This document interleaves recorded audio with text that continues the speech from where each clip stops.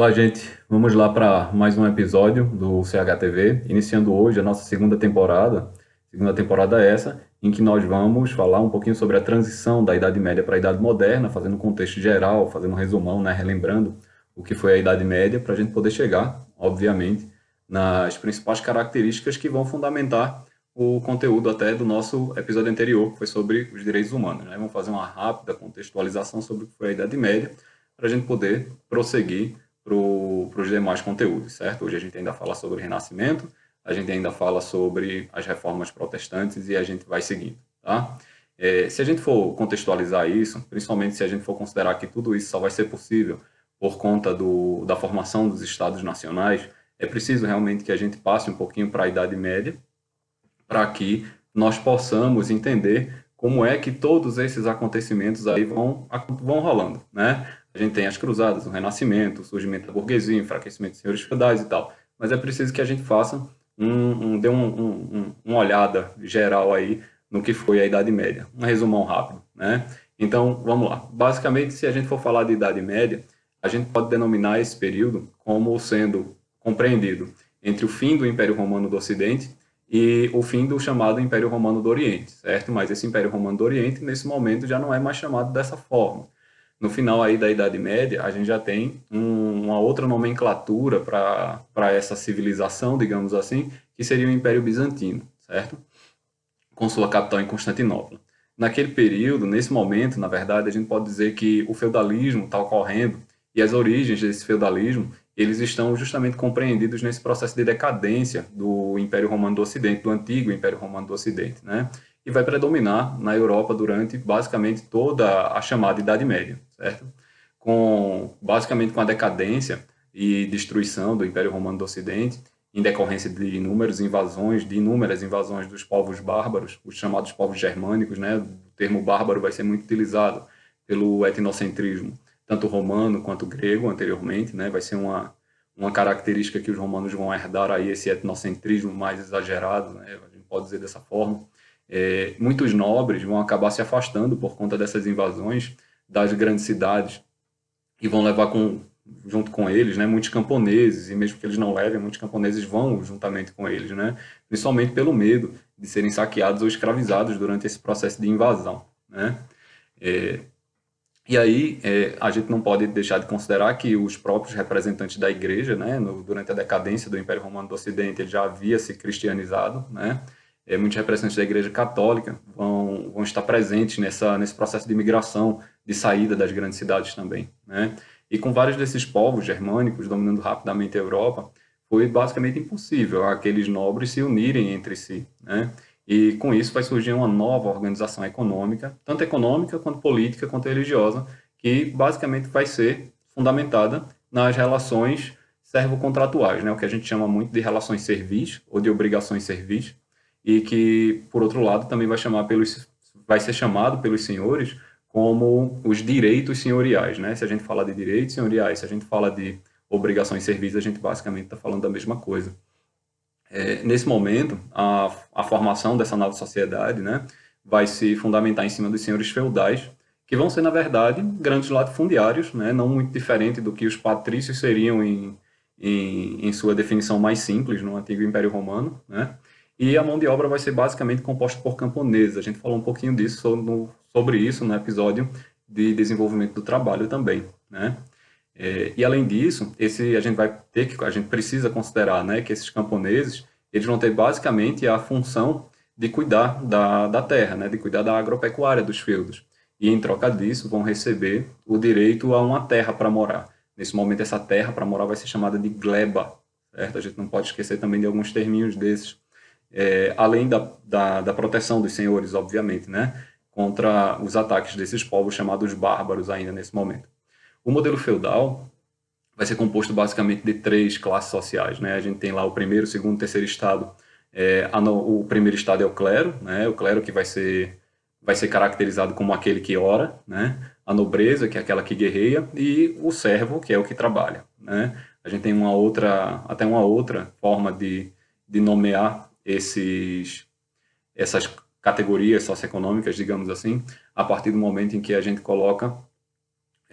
considera, na verdade, os termos em latim, usados na época e que vão ser considerados ainda pela dita historiografia tradicional, né? A gente tem os oratores, são os que oram, os belatores, os que guerreiam, e os laboratores, que são os que trabalham. E considerando essa divisão, né, a gente tem que, obviamente, vai surgir uma outra relação social para além das relações de servidão, né? A relação de suzerania e vassalagem vai ser muito presente nas relações feudais entre nobres, certo? Não entre servo e nobre, mas entre nobres especificamente, né? E esse processo, esse exemplo, essa característica da vassalagem, esse modelo da vassalagem, vai ser fundamentado na fidelidade vigente, que vai representar a terceirização, uma espécie de terceirização do sistema de nobreza, assim, né? O feudalismo ele só vai começar a caducar mais à medida em que a burguesia vai surgir, né? Uma nova categoria socioeconômica vai surgir aí, não um quarto estado, mas integrado ao terceiro, e as atividades comerciais, por consequência, né, que vão se tornando mais intensas a partir do momento em que esse grupo vai se desenvolvendo, certo? Basicamente, essas relações econômicas vão se desenvolvendo não só com o desenvolvimento da burguesia, mas também a partir dos intensos 2 séculos, mais ou menos, aí de cruzadas, né? Que vão levar a Europa a experimentar o surgimento do renascimento comercial e urbano. E aí, quando a gente fala das cruzadas, né? Antes da gente falar das cruzadas, na verdade, se a gente for começar a falar sobre a decadência do modelo feudal, mais especificamente, a gente pode começar a dizer que foi a partir do século XI, aproximadamente, né, que as invasões da Europa começam a cessar, certo? Não começar, né? Começa com a queda do Império Romano do Ocidente, mas elas começam a diminuir até cessar ali no século XI. E, juntamente com isso, a gente precisa considerar que a igreja vai conseguir diminuir o conflito entre os senhores, né, entre os senhores feudais. A principal medida que vai ser tomada nesse sentido pela igreja é a chamada paz de Deus, que vai existir justamente para evitar os prejuízos causados pelos embates, né? A igreja a igreja vai proibir os confrontos em determinados dias da semana, justamente para evitar que os senhores basicamente dizimassem uns aos outros, né? A Europa vai entrar num determinado momento, a partir aí do século XI, num período bem relativo de paz, né? É paz para quem, né? Paz para os grandes, na verdade, né? De paz e segurança, né? A agricultura vai se desenvolver, isso é um fato, né? Vai possibilitar um consequente crescimento populacional também. A partir do fim do século XII, a partir do fim do século XIII, aproximadamente, é que o sistema feudal vai deixar de dar conta dessa sociedade em expansão, né? Sobretudo se a gente considerar a existência das cruzadas, né? Finalmente a gente entra aí nesse contexto, que vão liberar o comércio do Mediterrâneo, do Ocidente e Oriente aí para os europeus, né?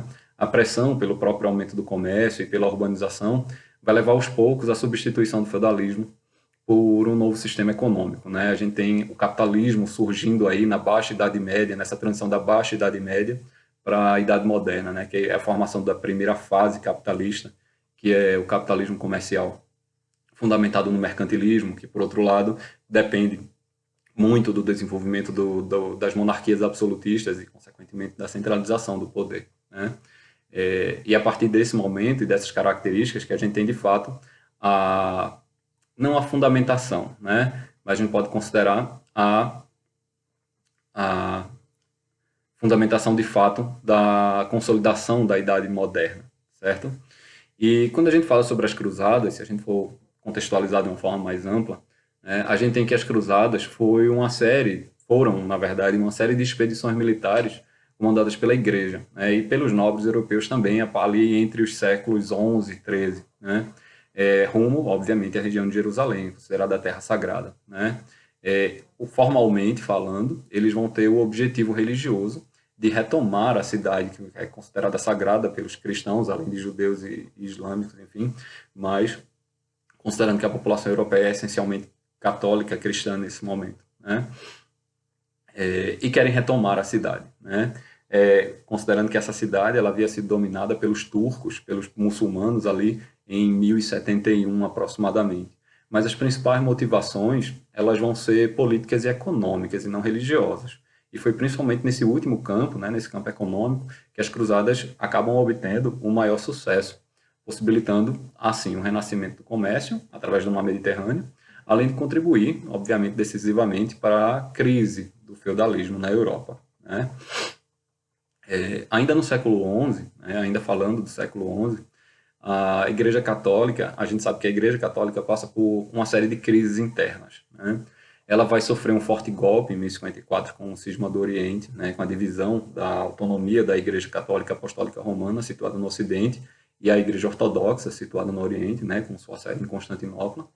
Principalmente quando, se a gente considerar que as principais motivações dessa divisão foi devido ao alto clero de Constantinopla rejeitar a supremacia papal de Roma, e vai dar origem à Igreja Ortodoxa, consequentemente, né?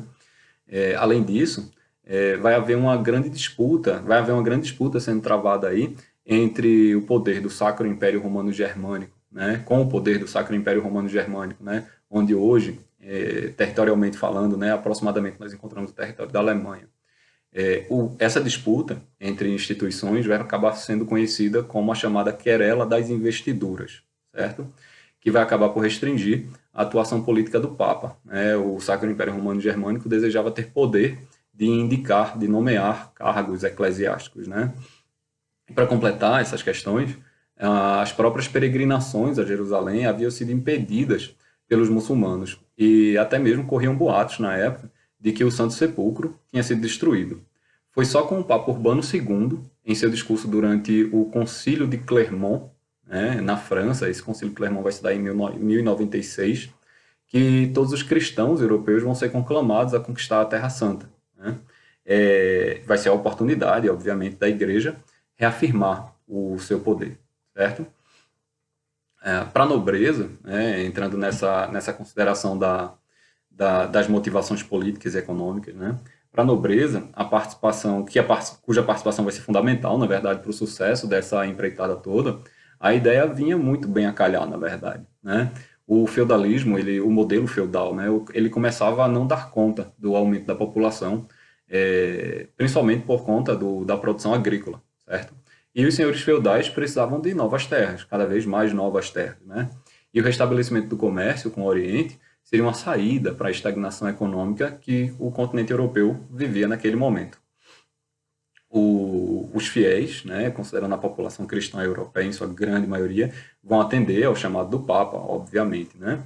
E ainda em 1096, uma grande multidão de mendigos e pobres, basicamente sem nenhum preparo, vai caminhar em direção a Jerusalém. Muitos vão morrer, obviamente, antes do destino final, né? E os que chegam vão ser dizimados pelos turcos, alguns vendidos como escravos, outros são mortos nos combates mesmo, né? Essa aventura, né, desventura, na verdade, se a gente considerar dessa forma, vai ser liderada por um pregador chamado Pedro o Eremita e vai ficar conhecida como a Cruzada dos Mendigos, né?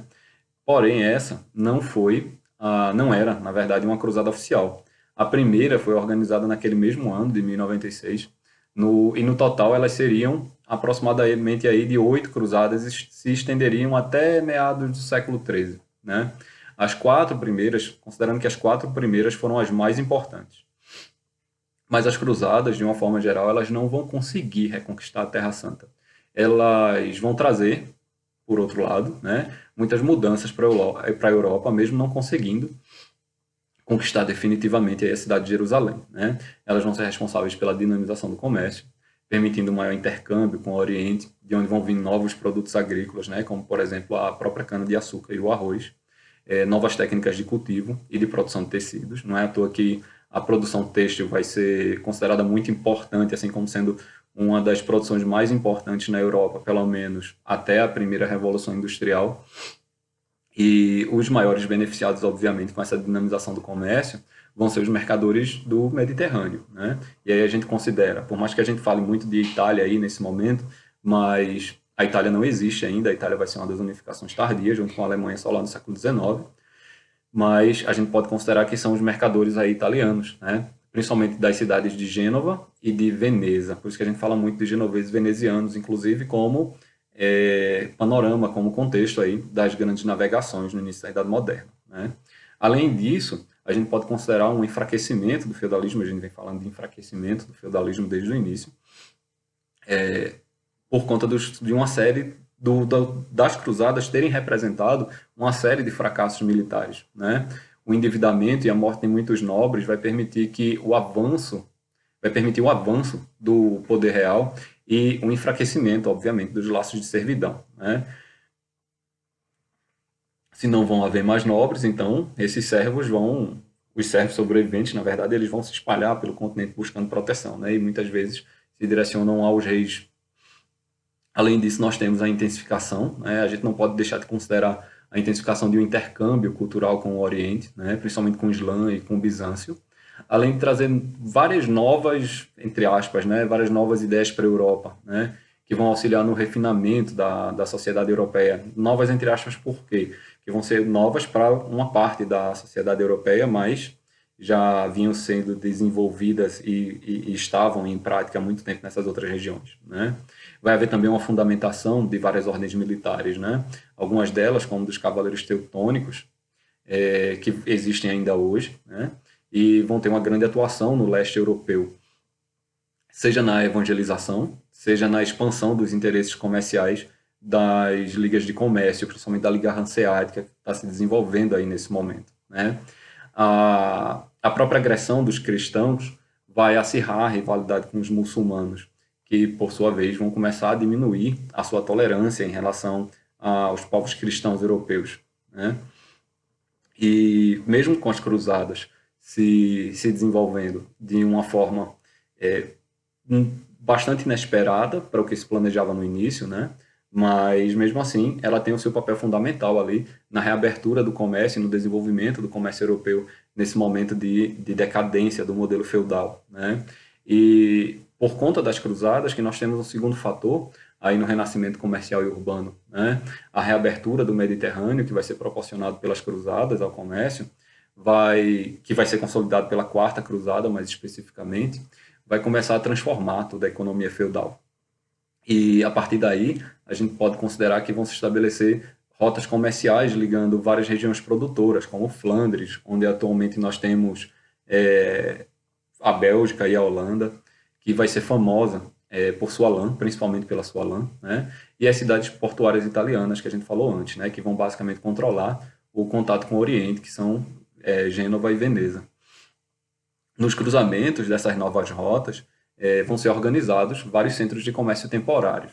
Eram as chamadas feiras, né? Como uma das mais conhecidas, se não a mais famosa, vai ser a Feira de Champagne, na França, que vão reunir basicamente vários mercadores de diversas partes da Europa.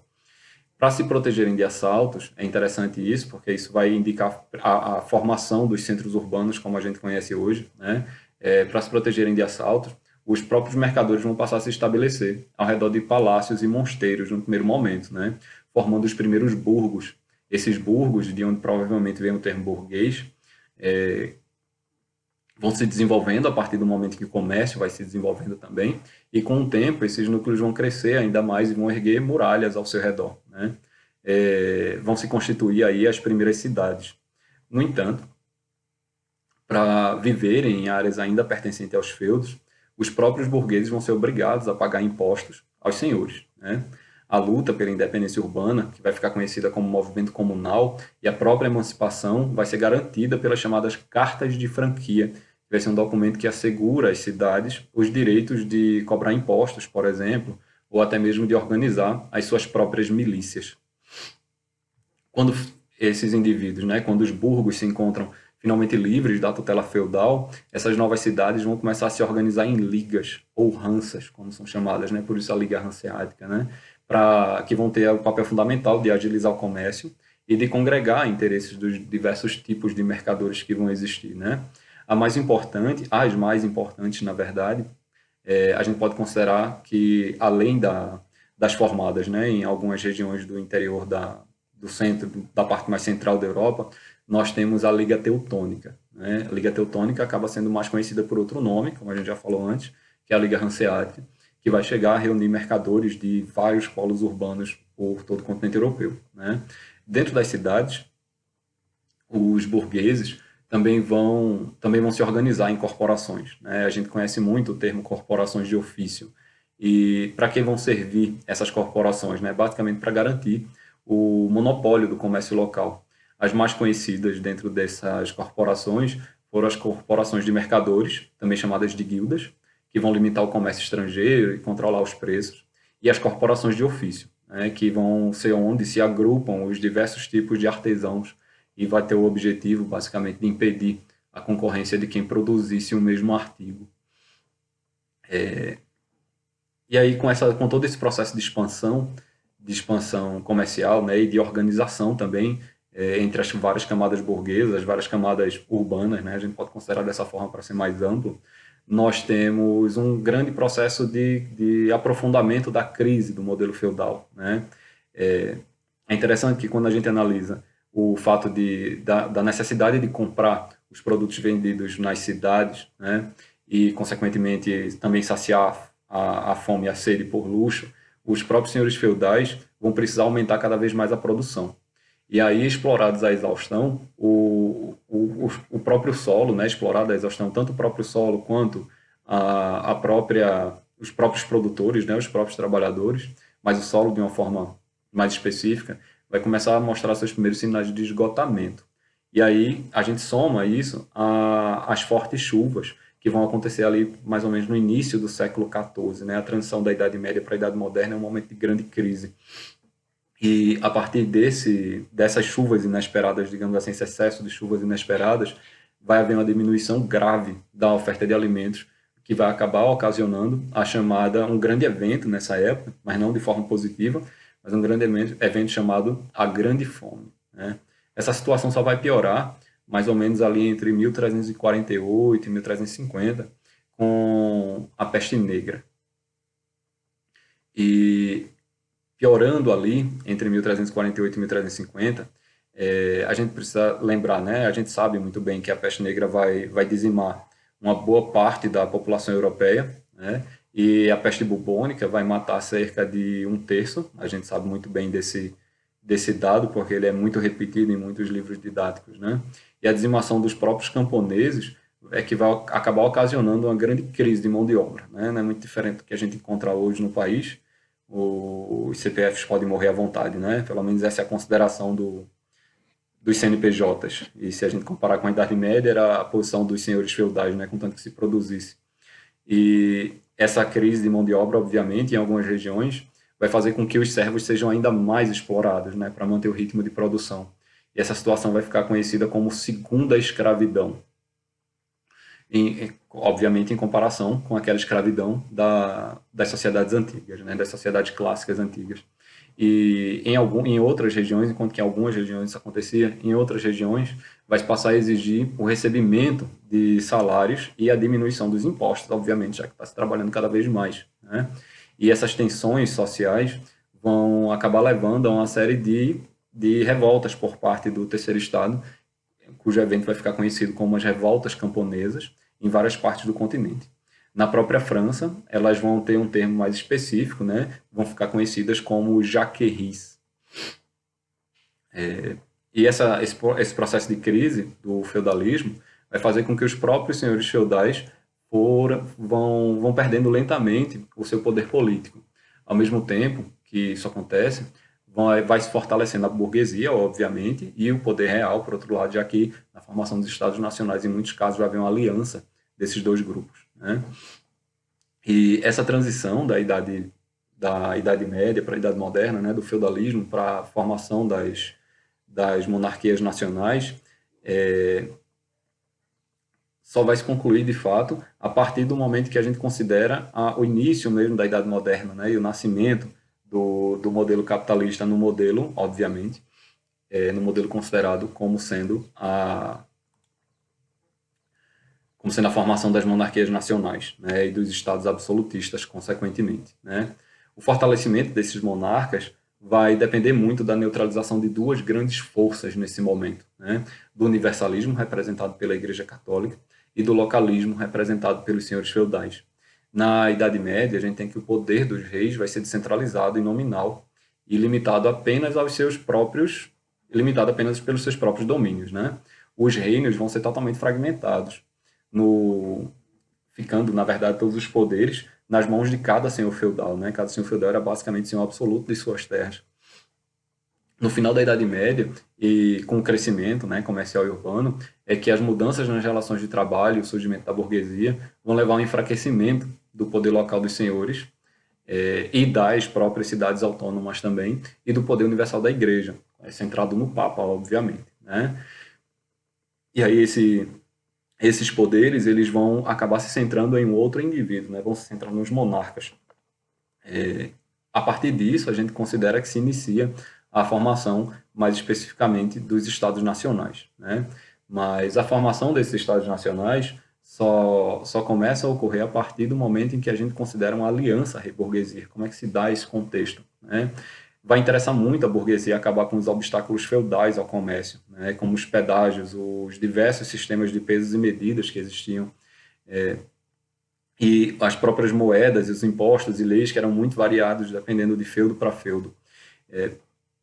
Vai se perceber que apenas com a unificação, o próprio mercado, no caso, seria criado uma espécie de mercado nacional, é só com isso que seria possível uma maior centralização do poder, né? Aí, a partir daí, a burguesia vai se aliar aos interesses dos monarcas, fornecendo o quê para o rei? Fornecendo capital, essencialmente, né? Só dessa forma que o rei vai conseguir uma maior força econômica, tanto econômica quanto militar, para vencer tanto os senhores feudais e criar condições favoráveis junto à burguesia para o desenvolvimento das atividades mercantis, além da própria centralização, né? Esses monarcas vão organizar os seus exércitos profissionais para enfrentar os senhores e, obviamente, uma nova burocracia vai ter que ser criada para administrar esses novos estados, né? Vão se definindo as fronteiras dos reinos e estabelecendo uma legislação, assim como uma justiça nacional. Além disso, vai ser promovido também a unificação de um mercado, né, uma espécie de mercado nacional. E assim como também novas moedas que sejam as únicas oficiais, na verdade, de todo o território, né? Os impostos nacionais e um sistema único também de pesos e medidas. Tá? Quando a gente fala de como essas nações vão surgir, é interessante que a gente fale sobre a França, por exemplo, né? A França, a Inglaterra, Portugal e Espanha, né? São as primeiras nações aí que estão se formando na Europa. Na França, a formação do Estado Nacional vai depender do apoio da burguesia aos reis, obviamente, como a gente falou antes, e que vai recorrer, obviamente, tanto à diplomacia em alguns casos quanto à guerra em outros, né? A ampliação dos domínios da coroa vão acabar centralizando progressivamente esse poder. O progresso vai se iniciar, o progresso na França, né, dessa centralização, vai ter como principais atores duas dinastias, né, dois grandes grupos nobres, né. Primeiro é a dinastia capetingia, que vai estar ali no seu auge na França entre 987 e 1328 aproximadamente, e vai se completar com a dinastia de Valois, que vai ter o seu auge ali a partir de 1328 até 1589, mais ou menos. E são essas dinastias que vão organizar o governo e recuperar os territórios tomados pelos ingleses quando vencem a Guerra dos 100 Anos, né? Essa guerra que vai durar aí entre 1337 e 1453, né? Bem, já na Inglaterra, a realeza vai conseguir manter a nobreza feudal submetida e vai estabelecer um poder muito forte a partir daí, né? No entanto, a partir ali de 1215, aproximadamente, os senhores feudais ingleses, na época, vão impor a chamada Carta Magna ao rei, e impondo, obviamente, junto com essa Carta Magna, uma limitação às atribuições do monarca, subordinando ele ao chamado Grande Conselho, né? O que seria esse Grande Conselho? É uma espécie de início do que a gente considera como parlamento em inglês hoje. Esse parlamento, esse Grande Conselho, vai ser formado por nobres e, posteriormente, também pela própria burguesia, por alguns representantes da chamada alta burguesia, né? Essa centralização monárquica inglesa só vai se completar ali no final da chamada Guerra das Duas Rosas, que vai ocorrer entre 1455 e 1485, com a ascensão da dinastia Tudor. A participação dos ingleses. A gente também encontra a participação dos ingleses, obviamente, na chamada Guerra dos 100 Anos, né? Como a gente falou antes, no contexto da França, já que a disputa é entre essas duas nações. E essa Guerra de 100 Anos vai se dar, né, finalmente contextualizando ela, já que a gente só citou anteriormente, vai se encontrar numa série de problemas de sucessão ao trono francês, né? E consequentemente, também a disputa por determinadas regiões. A disputa por Flandres, né, vai ser, como a gente falou antes, uma rica região produtora de tecidos, e vai provocar isso vai acabar se dando como um longo conflito, né? Com a morte do rei da França, Filipe IV, e o fato dele não ter deixado herdeiros do sexo masculino, e o fato de o rei da Inglaterra, Eduardo III, que era neto de Filipe IV por parte de mãe, vai acabar pretendendo ao trono, né? Os franceses, obviamente, não vão apoiar não vão apoiar o Eduardo III, vão apoiar Filipe VI de Valois, que vai ser sobrinho do rei, né? E Eduardo III, por sua vez, vai invadir a França para fazer valer o que ele acreditava ser o seu direito. Apesar das vitórias iniciais dos ingleses, vai caber aos franceses a vitória final, né? E aí a gente tem destacado nessa guerra o papel de uma representante figura do sexo feminino, né? Uma das primeiras mulheres, digamos assim, a tomar a ter sua imagem de forma mais amplamente disseminada, digamos assim, na história, que é Joana d'Arc, né?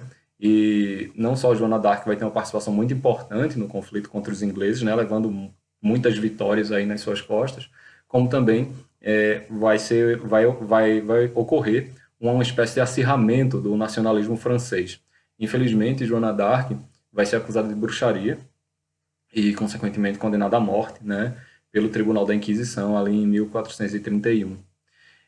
Já na realidade de Portugal e Espanha, a gente tem uma contextualização um pouco diferente, né? A centralização do poder real, que vai depender, basicamente, nessas duas nações, da chamada Guerra de Reconquista. Né? Reconquista de quê? Reconquista dos territórios ibéricos que vão ser ocupados pelos muçulmanos a partir aí do século VIII, né? 8 aproximadamente. Partindo do reino das Astúrias, né? Os cristãos vão formando vários reinos, como o de Navarra, o de Castela, o de Aragão e o de Leão, que são mais considerados de uma forma mais ampla como os reinos hispânicos. Afonso Henriques vai libertar o chamado Condado Portucalense do Reino de Leão e vai dar origem ao Reino de Portugal ali no século XII, certo? No final do século XIV é que Portugal vai confirmar sua independência, mas dessa vez em relação ao Reino de Castela, com a chamada Revolução de Avis. Essa revolução vai durar aí aproximadamente uns 2 anos, entre 1383 e 1385, quando Dom João vai receber o apoio da burguesia. Mais uma vez, aquela aliança do rei burguesia, que a gente tem como uma fórmula meio que básica assim, da formação dos Estados Nacionais modernos. Né? A união dos demais reinos cristãos vai acabar gerando a Espanha. Né? O reino da Espanha vai se formar ali em 1469, após o casamento entre Fernando de Aragão e Isabel de Castela, os chamados reis católicos. Né? Essa reconquista ela só vai se concluir ali em 1492, mesmo ano, engraçado isso, mesmo ano da assinatura do Tratado de Tordesilhas, né? Com a final expulsão dos muçulmanos do reino de Granada, que era um reino mais ao sul da Península Ibérica, e era um reino de maioria muçulmana. Né? É a partir daí que a gente tem as quatro primeiras nações se formando na Europa, se formando no Ocidente, né, a bem dizer, fundamentando assim o início da formação dos Estados nacionais modernos.